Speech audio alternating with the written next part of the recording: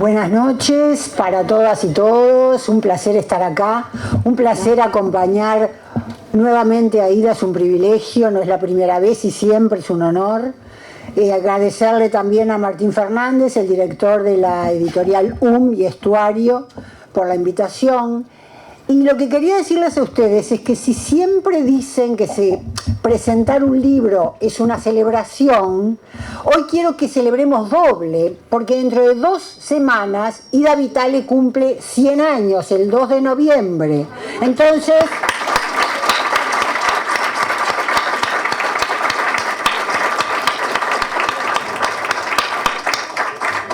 es de la única cosa que no soy responsable.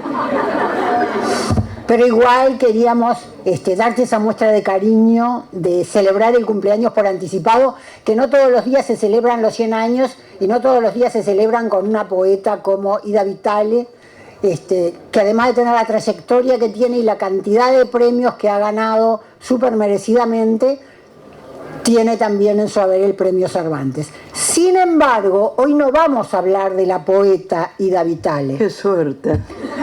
Vamos a hablar de la prosa de la poeta Ida Vitale. Un poco peor. Bueno, esto va a ser toda la noche así. La idea es que yo hable me pidieron eso, unos 15 minutos diciendo alguna cosa y luego empezaríamos, quizás si tiene ganas Ida, a decir alguna de las cosas que yo sugiero. No se lo abrís, por favor, que yo no llego, porque si no, no va a poder. No, está bien, no se preocupe. Está bien, gracias. Bueno, ¿por qué la prosa de una poeta? Ida Vitale maneja con brillantez cualquier registro, siempre lo ha hecho, y nunca pierde su voz inconfundible.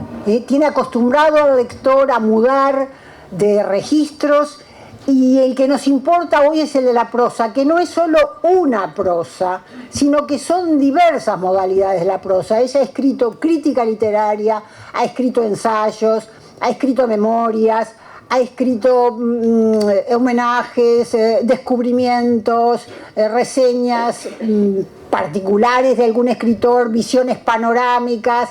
Y este libro del que vamos a hablar hoy, Resurrecciones y Rescates, es justamente una recopilación de una serie de esas prosas. Pero a eso vamos a llegar después, porque yo hoy insisto con esto de la prosa, y capaz que alguno de ustedes se pregunta, pero de la prosa, esta importancia que le va a dar esta mujer al hecho narrativo de la obra de Ida Vitale, ¿es que Ida Vitale habrá escrito alguna novela que no sepamos? No. Ida Vitale no escribió una novela, pero una vez le dijo a un periodista del Cultural de España una cosita, le dijo muchas cosas, pero les voy a leer a ustedes una cosita breve que dijo y es la siguiente. Escribir poesía no es lo que más me gusta. Me gustaría haber escrito una gran novela. Siempre me gustó más leer prosa que poesía. Y si no escribí novela, fue porque ya había leído a Tolstoy, por ejemplo. Así que más valía abstenerse. Así que ustedes ahora, esto lo dijiste en una entrevista. Ahora me dicen, no lo dije, sí lo dijiste en una entrevista hace tiempo. Y la sorpresa es eso, que Ida Vitale prefería leer novelas y que le hubiera gustado ser novelista. Digo esto porque todos pensamos en ella como la novelista, como la gran poeta, ¿verdad? Sin embargo, sí, no escribió novela, pero sí escribió pequeños relatos, escribió fábulas, escribió alegorías y todo lo que antes yo les estaba marcando. Además de hacer muchas traducciones, dedicar un buen esfuerzo de su vida a las traducciones del inglés, del francés, del portugués. Y ustedes saben que traducir un texto también es reescribir y es escribir un texto. O sea que varias son las modalidades de la prosa que ella de las que ha estado. En este libro, que es una selección del trabajo de una vida, del trabajo de más de 50 años, justamente de ensayos, de crítica literaria y de todo eso que yo les estaba diciendo, hay un ensayo, que lo van a encontrar en la página 189, un ensayo dedicado a su amigo y poeta admirado, por todos, y ensayista importante, que es Octavio Paz. Octavio Paz, que ella conoció junto a Enrique Fierro, su segundo marido, en el exilio mexicano, que los albergó, los cobijó. Ellos trabajaron en los equipos de Paz, en sus revistas, en Vuelta, en Plural, después en Letras Libres. Pero escribe un ensayo precioso, como todos sus ensayos, porque Ida tiene ese don de la libertad maravillosa que debe tener el ensayo, de esas conexiones que ella hace, que asombran al lector para bien, de esa erudición permanente que parece no tener límites, pero que nunca cansa al lector, porque conecta autores, escritores, fenómenos históricos, acontecimientos culturales, y parece que nunca tuviera fin la conexión. En ese ensayo que les decía y que se llama Intermitencias sobre Paz, Paz con mayúscula por el apellido de Octavio, ella dice, este ensayo es de 1984. En este libro siempre aparece al final de cada texto el año en que se publicó por primera vez y el medio de revista o medio de prensa o el lugar o una revista académica donde se publicó el trabajo. Octavio Paz, que además de ser ese poeta y ese ensayista y amigo de Ida, también fue ganador del premio Cervantes, después ganó el Nobel, pero estamos a tiempo. De ella dice de Paz en ese ensayo precioso muchas cosas que a mí me hacen acordar mucho a ella. Yo diría que parece que estuviera hablando de ella, y les leo un pedacito así que dice ella de Octavio Paz, pero que yo creo que podía decirse de ella, es lo siguiente. Atender solo a la poesía de Paz implicaría reducir el campo de una obra que ha ido creciendo vertiginosamente también en el ensayo, aplicándose a temas diversos que suponen un complemento insoslayable, los pasos de un pensamiento que acompaña los vuelos de una poesía. Lo dice de Paz, pero podemos decirlo perfectamente de ella, porque son los pasos de su pensamiento que vamos a encontrar en todos los textos en prosa escritos en este libro, que acompañan los vuelos de una poesía, porque la prosa de Ida Vitale se apropia de un montón de recursos o de estrategias de la poesía. Hay hallazgos sonoros, hay musicalidad, hay ritmo, hay imágenes de todo tipo y orden, hay, metáforas, etcétera, ¿para qué les voy a decir tanto? Y todo eso contribuye a hacer que el lenguaje de la prosa sea más incitante, sea más seductor, sea más persuasivo, y lo leamos con mucho más placer, además del placer intelectual de leerla, ¿no? Una cosa que les quiero decir, hay un libro de 1994, la primera edición, después hay otras ediciones donde ella agrega algún texto, no importa. La primera edición es de 1994 y se llama, ese libro que les digo, el léxico de afinidades, que fue el primero en prosa. Es que resuena mucho. Ahí va a estar bien. Bueno. Abrió el camino a una serie de libros de prosa. Ustedes quizás los tienen, los leyeron, y yo estoy hablando de más, insistiendo en los libros de prosa, pero creo que se lee mucho más a Ida como poeta y que mucha gente no conoce los libros en prosa. Y hay un montón, fíjense, en Estuario mismo se han publicado, no solamente el que presentamos hoy, que es el último, sino también Donde vuela el camaleón, de plantas y animales, el ABC de Biobú, el léxico de afinidades que nombré antes, están todos acá en el stand de todos los pueden encontrar allí, y todos son distintos. Y además tiene, y esto no sé si todos lo saben, un hermoso libro para el público infantil, el único que Ida escribió para niñas y niños, dedicado a sus nietas y nietos, hace unos años, que se llama Un invierno equivocado, donde el invierno ¿se suena? El título. El contenido no. en un pueblito que está perdido por ahí, que nadie conoce, el invierno se equivoca y llega en mal momento, y entonces los hombres, las mujeres, la fauna, la flora, los músicos, hay muchas de esas cosas que Ida siempre vuelve, como la botánica, los pájaros, las plantas. Ese libro es precioso, lo pueden encontrar, ese no está publicado por Estuario, hablamos de la competencia, pero lo publicó Topito Ediciones, del escritor argentino que vive en Uruguay, Manuel Soriano, y lo encuentran en el local de Escaramuza. Tiene unas ilustraciones hermosas de María Flo, es un regalo precioso para niños y niñas. Y el último que cito, para que vean la cantidad que tenemos escritos en prosa, son las memorias mexicanas de Ida y Enrique en la década que pasaron en el exilio en México, de 1974 a 1984. Esas memorias mexicanas escritas en primera persona, memorias autobiográficas, que se llama Shakespeare Palace, el libro, y que en breve lo va a publicar Banda Oriental en su colección Lectores. Todos esos son libros de prosa que ustedes pueden acceder. Como Ida empieza muy jovencita a escribir notas críticas en revistas de acá, y cómo fue después, digo, desde la revista Clinamen, cuando ella era estudiante en Facultad de Humanidades, que funda y codirige con Ángel Rama, que sería su primer marido, y con Manuel Claps, y con Víctor Bacheta, y hay otros escritores en la vuelta allí, y cómo a partir de ahí después escribe en Marcha, después escribe en el diario Época, después, quiero decir, empieza a corresponderse en su vida la producción poética propia, la escritura de su poesía y la lectura de la poesía de los otros. Y ahí entonces es que se va dando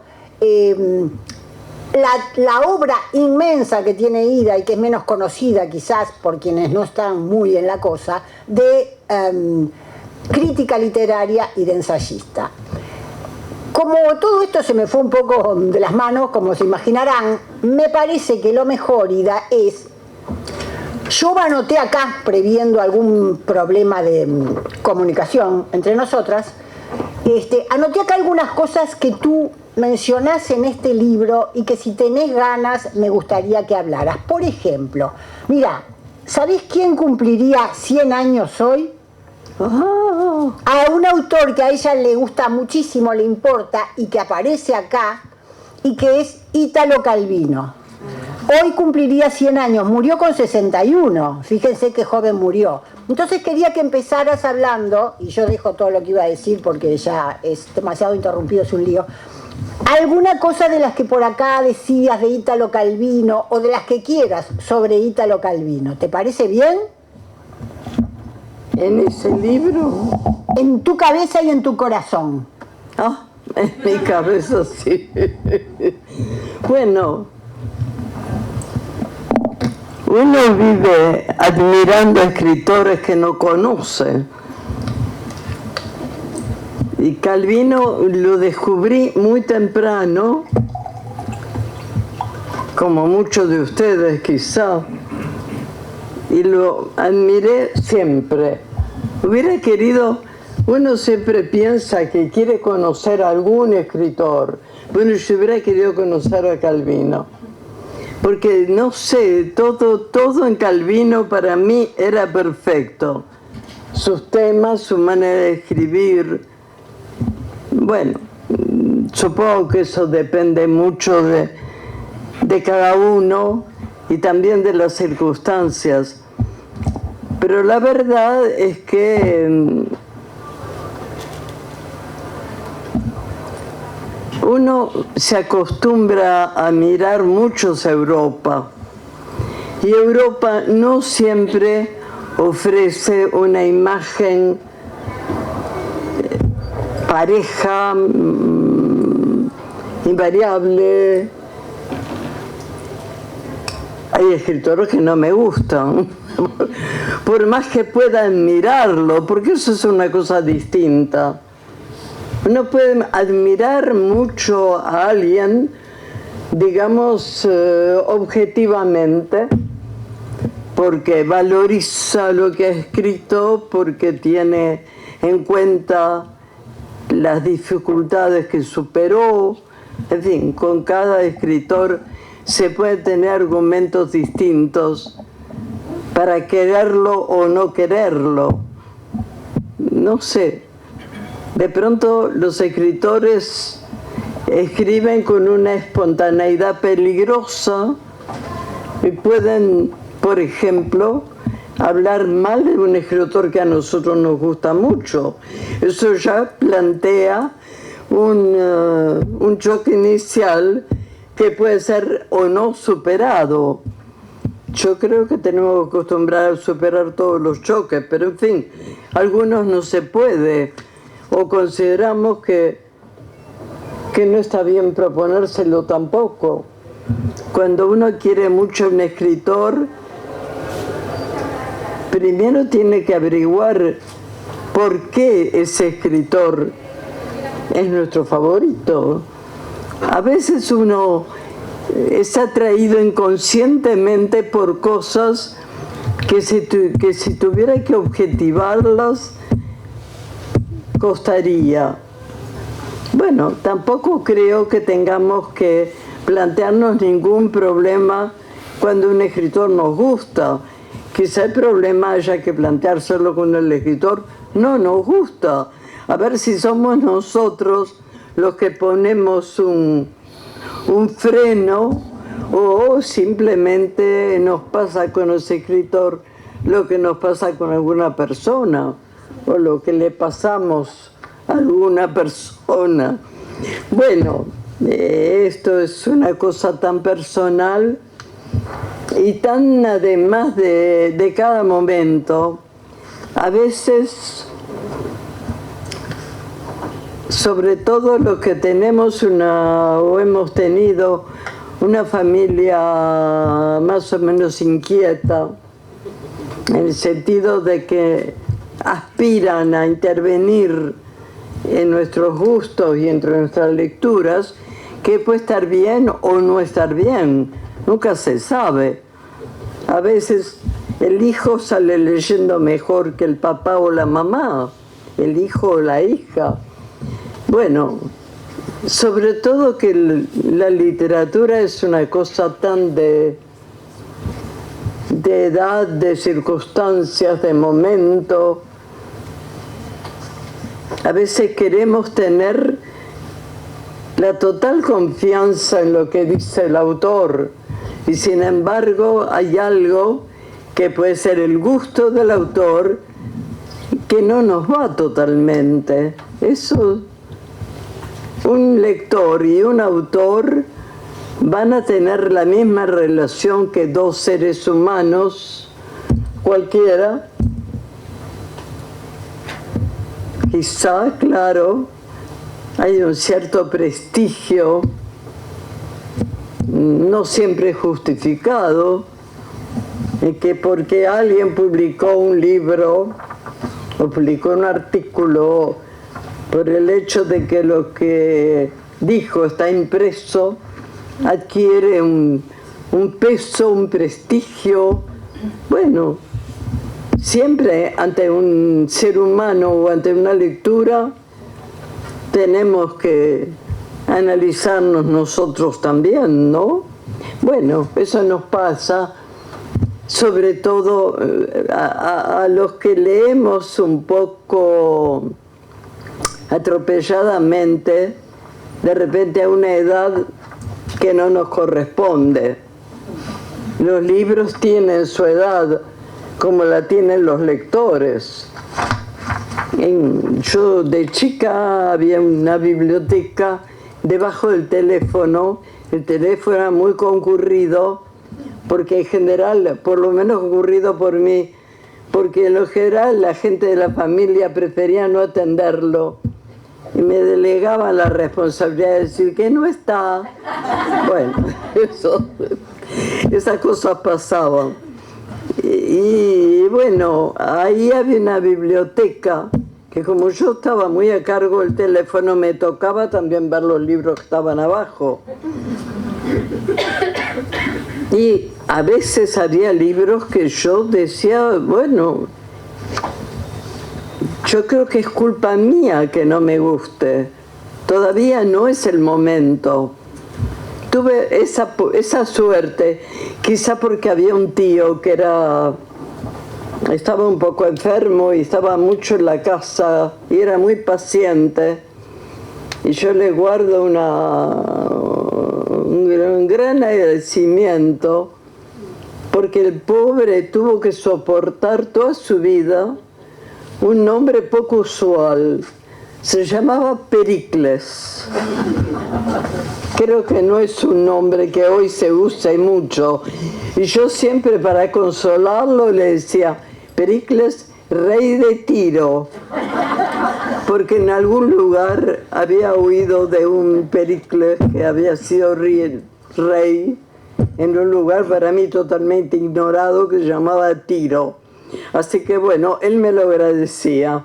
Reconocía la buena voluntad con que yo trataba de superar los inconvenientes, porque él era el más joven de todos los tíos y entonces siempre había alguno que lo aconsejaba mal. Bueno, Ida, esto tiene muchas... Yo puse acá, de todos los ensayos que tú escribís acá sobre escritores, elegí algunos... A ver. A ver, los lentes de leer, ¿no? Con esas dispuestas a elección. A elección entre ellos. ¿De cuál te gustaría hablar un poco? Todos están acá y muchos más, pero... Bueno, esto está hecho con muy mala intención de tu parte. No. Porque me pone Rulfo, Onetti, Feliberto, Bergamín, Lewis Carroll y Macedonio. Y estos poetas. ¿Y yo cómo elijo? Podés hablar de todo. Después están también los otros. Jules Supervielle, Luis Cernuda, Octavio Paz, Olga Orozco, Nicanor Parra y Enrique Fierro. Como poeta, podías hablar de Enrique como poeta. Muy bien elegidos. Claro. Te agradezco la buena voluntad, pero no va a hablar de ponerme en el mal paso de tener que elegir.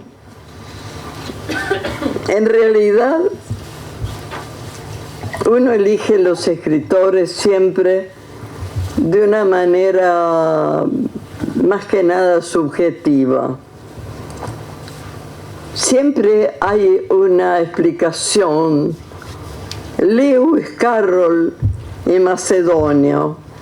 Macedonio me regocija mucho ver que tú también lo tratas como si fuera de la familia.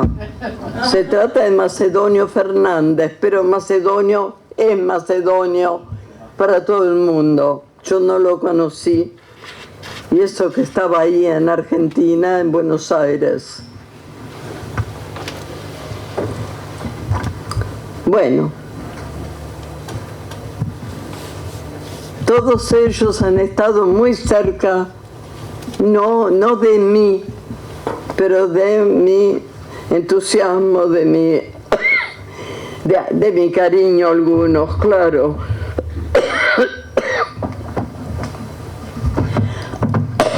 No, pero tengo un poquito.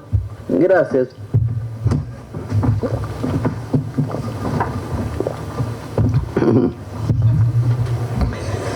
Bueno, quizá acá quede alguien que haya conocido a Bergamín. No, todos fueron menores que yo. Pero Enrique sí. Bueno, Bergamín fue alguien muy importante acá.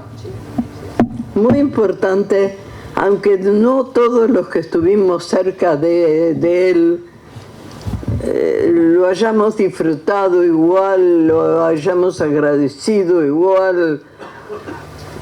Bergamín fue un personaje del cual yo no tenía ninguna idea cuando llegó. Bueno, sí, me sonaba el nombre, pero evidentemente yo había conocido mucho más por lectura, claro está, a Sorín, a tantos otros. Bergamín era un escritor cuando llegó acá, poco conocido fuera de España. Quizá porque Bergamín, aparte de ser un escritor muy saludable, muy recomendable, un escritor muy culto, uno tiende a pensar que los escritores siempre son cultos a la misma altura. Y no es verdad. Yo no me atrevería a nombrar, no sería necesario, pero creo que hay escritores a los cuales les importa tanto su propia literatura, y tienen razón, que se abren poco a otros escritores. Siempre se van a abrir algunos, eso es obvio, pero bueno, no siempre coincidimos los lectores con los gustos de los escritores respecto a los escritores. Claro, se supone que un escritor escribe con todo lo que tiene dentro, y ese tener dentro puede incluir el rechazo a ciertos otros escritores. Yo creo que es casi inevitable que un escritor elija una línea, por lo menos en lo más íntimo de sus gustos. Puede ser que una conciencia o que la conciencia de su responsabilidad pública lo lleve a no hablar nunca mal de otro escritor. Pero es inevitable que en la medida que un escritor es un ser humano, tenga sus gustos y haya un escritor que está más cerca o que sin estar más cerca lo provoca más, lo hace escribir, lo hace buscar, lo hace... Yo supongo que todos nacemos con la mala costumbre de juzgar, y a veces juzgamos a otros escritores aún sin estar capacitados para emitir un juicio. Bueno, yo creo que también tenemos derecho a ser arbitrarios, siempre y cuando tenga algún justificativo la arbitrariedad. Pienso, es más sano, ¿no? Saber por qué a veces no nos sí, gusta a veces alguien. no. Eso sí. Así como sabemos por qué nos gusta. A veces no sabemos, ¿no? pero nos gusta igual. Bueno, creo que todos los matices, las diferencias de las relaciones entre un lector y un escritor están justificadas, y creo que nosotros mismos las provocamos. No siempre tenemos tiempo para analizar debidamente por qué un escritor no nos gusta o por qué nos gusta. A veces somos injustos en eso. Como una persona nos cae bien o no nos cae bien, sin que eso pueda ni siquiera rozar las zonas morales de los juicios. Nos gusta, vaya a saber por qué. Porque un día de lluvia no tenía puesto el impermeable. ¿Qué sé yo por qué? Bueno. ¿Por qué te gusta, por ejemplo, tanto Felisberto? Bueno, Felisberto.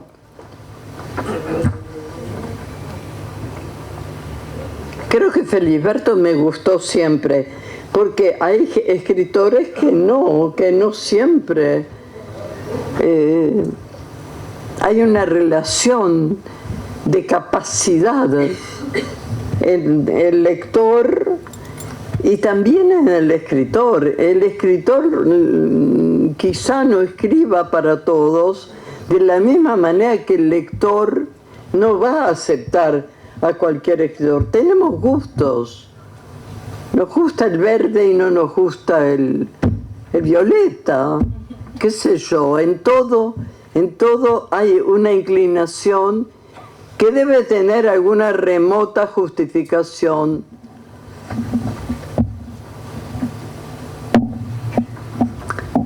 Yo tenía un profesor que hablaba mal de los escritores a veces. Y yo siempre me preguntaba por qué aquel escritor, sobre todo cuando eran españoles, con los uruguayos no se metía. Pero, y yo siempre me quedaba preguntando, bueno, pero es legítimo que uno acepte, o tengo yo primero que hacer la prueba y ver hasta qué punto ese juicio de alguien que yo sé que sabe más que yo es aceptable o no. A veces los juicios no tienen nada que ver con el mucho saber o el no saber. Es que un escritor toca algo en uno o no lo toca. A veces somos nosotros que estamos esperando que el escritor se acerque. El escritor no nos tiene en cuenta. Él está hablando de sus cosas. Somos nosotros que tenemos que hacer el esfuerzo de meternos en camisa de 11 varas. Bueno, creo que me fui del tema, y el tema era Bergamín. No. Y después Felisberto y cualquiera de ellos. ¿No tenés ganas de hablar de la poesía de Enrique? Es que nos gustaría a todos escuchar, hablar de su poesía, porque acá no se habla demasiado, se debería hablar más de la obra de él. Y es un buen momento. Ella me está incitando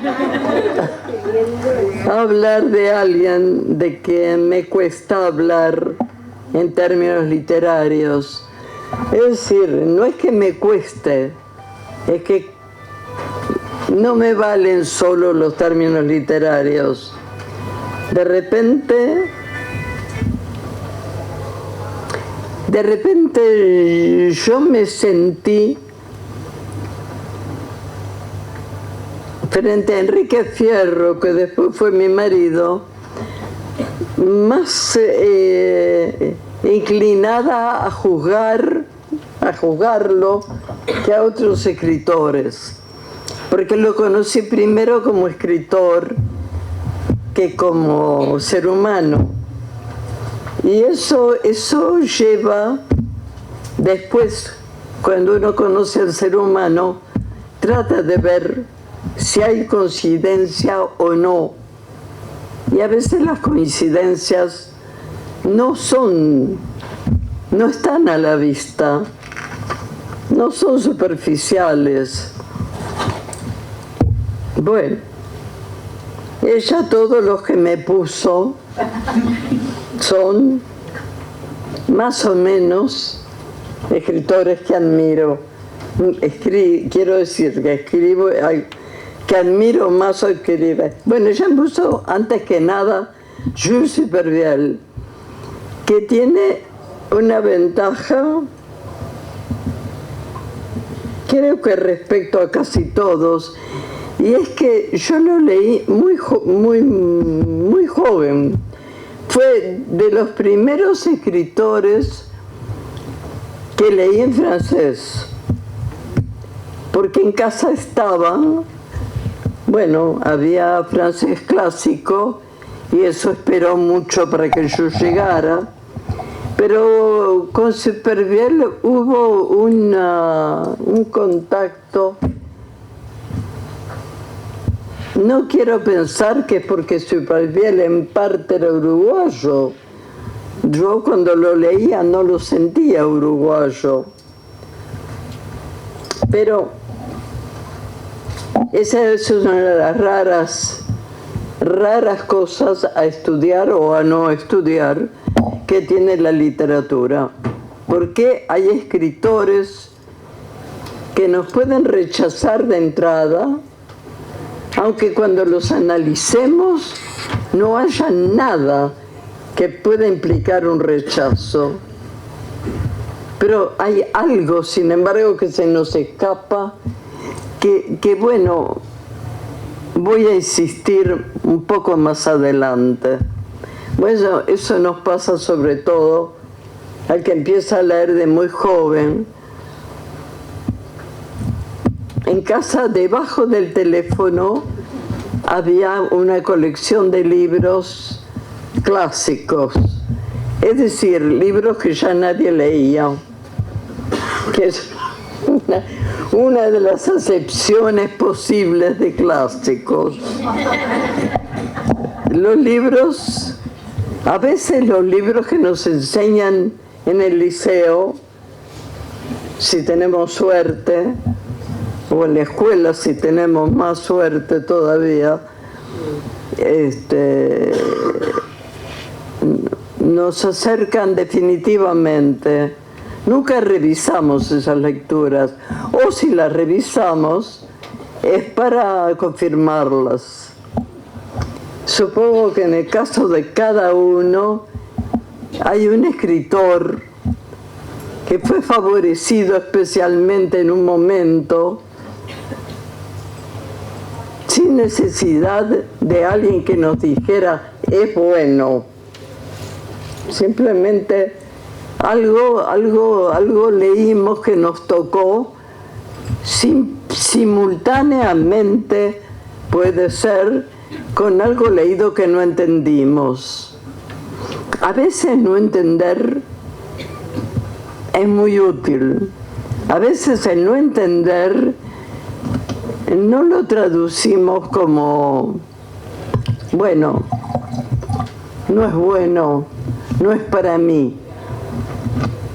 A veces tenemos un rapto de inteligencia y decimos, bueno, todavía no nos toca, todavía hay algo que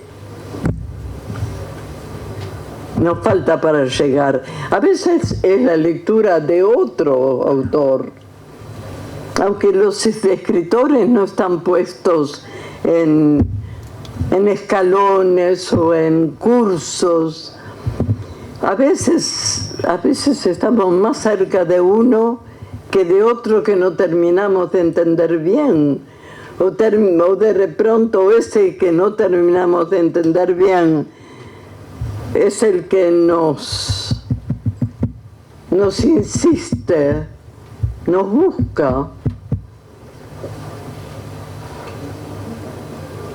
Bueno, cada uno debería decir cuál es su escritor favorito. Me estoy extendiendo mucho. No, yo pregunté, pero estamos bien, estamos bien. Sí, estamos bien. Feliberto Hernández. Ella emana optimismo.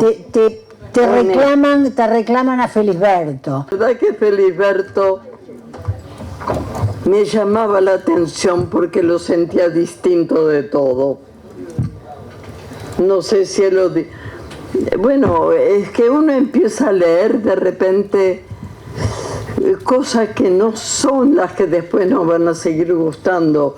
Son los libros que están en la casa y a veces nos marcan y a veces no. Yo tuve la suerte de ser bastante obediente, no a los seres humanos, no a los profesores, pero a las indicaciones de algo que yo creía que era algo así como un destino que velaba por mí. Qué lujo, ¿no? Pero yo a veces preguntaba, ¿por qué este libro no lo leo? ¿O por qué lo agarro, lo empiezo y lo dejo? En general yo era vanidosa y entonces pensaba, la culpa es del libro, no de mí. Yo estoy dispuesta a leerlo. Y volvía y el libro nones. Claro, uno a veces se conforma con leer que le toque un poquito del libro, pero después aprende que un libro dio mucho trabajo y que no nos toca elegir esto sí, aquello no, que la cosa se va a cumplir, se va a relacionar realmente cuando nosotros seamos capaces. Bueno, claro, eso no quita que haya libros que no hayan sido escritos para nosotros o que nosotros no hayamos llegado todavía, a esta altura nunca, a la capacidad de leer ese libro. No todos los libros están escritos para todas las edades, ni para todas las vidas. A veces hay cosas que nos alejan de los libros. Yo veía a mi abuela leer mucho, siempre un libro. Y yo le decía, ay abuelita, hay otros. Porque yo pensaba que ella no terminaba de entender ese libro y estaba empecinada en leerlo. Y ella me decía, no, si ya cuando tenga de leer alguno de aquellos lo voy a leer, pero es que ahora quiero leer este libro. Y no me explicaba por qué, obviamente. Bueno, esas cosas las vuelven a pasar toda la vida. Hay libros, a veces simplemente es porque están traducidos, a veces porque no están bien traducidos, que también ocurre, a veces porque nos lo dieron en el momento que no correspondía o porque lo agarramos cuando no debía. En casa había mucho libro de pedagogía porque yo me crié con una tía muy famosa en su momento, muy buena directora de escuela, y yo asociaba o pensaba que todos los libros que estaban en la casa estaban todos para leer en cualquier momento. Y un día abrí una puerta que todavía no había abierto. Resulta que todos los libros eran de pedagogía. Pero yo no sabía que era eso. Me puse a intentar leerlos también. Creo que después, por mucho tiempo, no agarré un libro. Porque claro, no porque estuviera en contra de la pedagogía, sino porque no era mi momento. Es el momento ahora. Es el momento. Es el momento. Han tenido una infinita paciencia. De acá no contestó nada, pero igual todos quedaron muy satisfechos y contentos. Y le volvemos a desear para los que llegaron tarde, muy feliz cumpleaños para el 2 de noviembre. Bueno.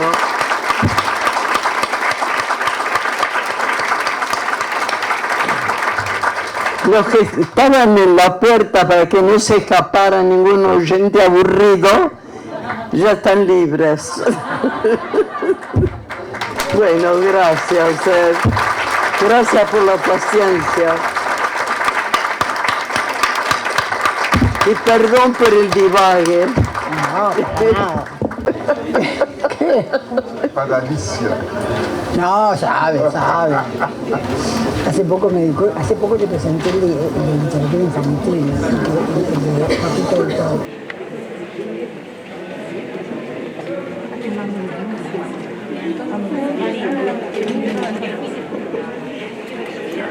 Gracias. Gracias a ti. Me lo guardo. Mi nombre es Florencia. Divina, por favor, te pido.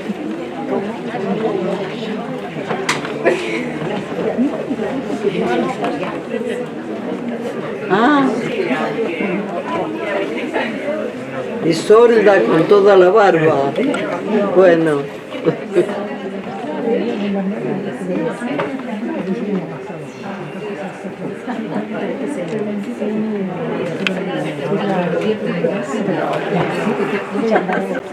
Alessandra.